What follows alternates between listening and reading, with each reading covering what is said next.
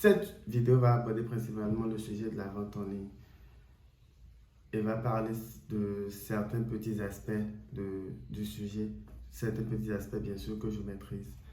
Pour ceux qui font de la vente en ligne, il y a principalement deux manières de gérer. À part les posts organiques sur TikTok, Facebook et Instagram, il y a principalement deux autres manières. La méthode des affiliés, où ils ont un groupe dans lequel ils partagent des médias et tous les affiliés les aident à partager aussi et les aident à vendre.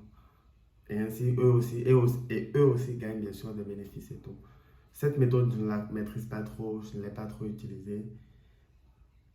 Et il y a la deuxième méthode, la méthode des publicités payantes sur Facebook.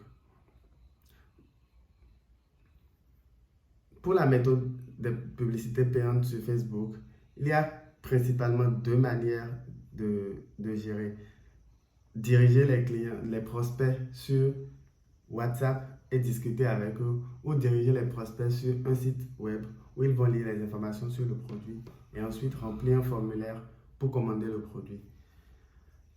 Avec la méthode WhatsApp, puisque je l'ai utilisée, j'ai remarqué il y a des avantages et il y a aussi des inconvénients.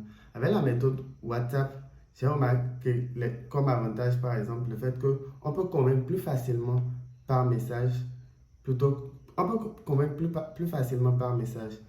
On a une meilleure appréhension de ce que le prospect veut, ce que le prospect pense du produit, ce que le prospect veut réellement. On arrive à donner une réponse plus personnalisée aux questions que le prospect pose, ce qui permet de le convaincre beaucoup plus facilement. On est à l'écoute du prospect, donc il se sent beaucoup plus écouté. On arrive à lui dire voilà qu'on peut résoudre son problème et tout. Du coup, il prend plus facilement le produit. Les inconvénients dans ce truc, c'est qu'on a un nombre limité de conversations qu'on peut tenir par WhatsApp.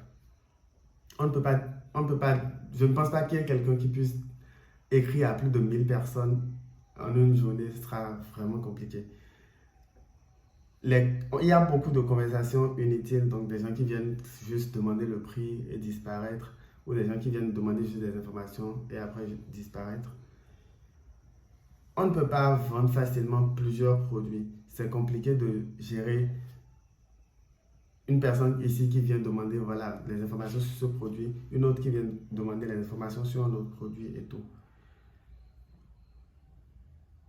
Il est difficile d'agrandir et de scaler le business, bien sûr, puisque vous avez un nombre limité de conversations que vous pouvez faire, que vous pouvez tenir par jour. C'est déjà difficile pour vous d'envoyer plus que ce nombre-là.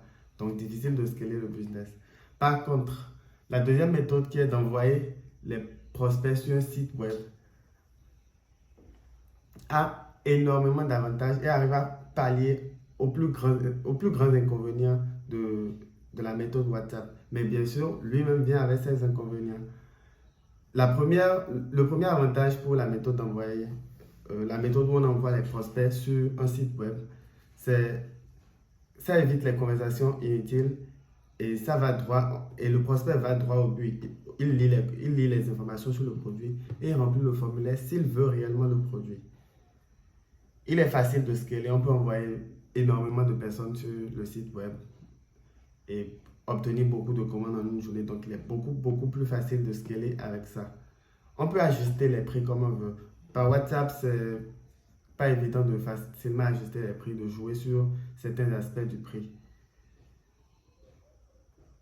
On peut facilement recibler ceux qui sont venus sur le site et ont effectué une certaine action.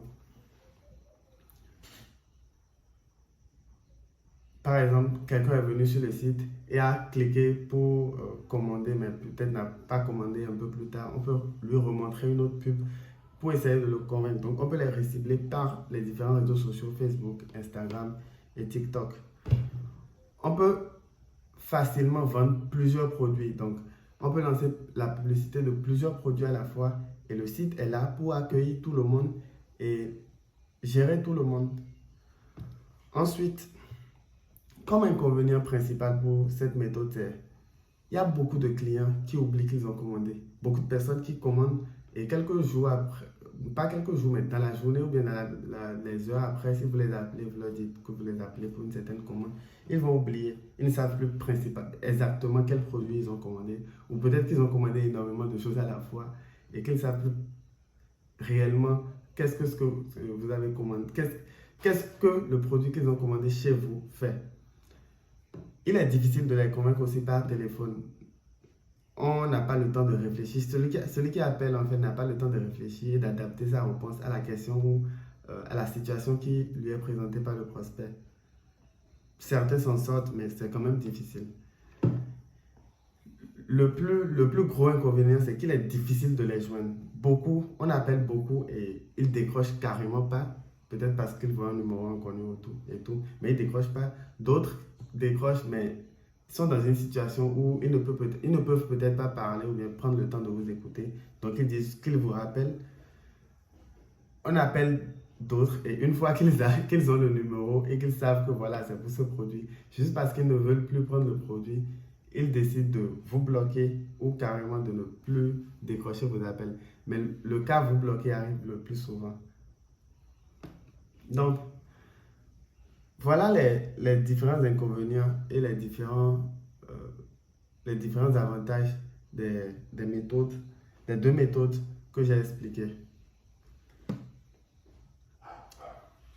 Bon, on va s'arrêter là.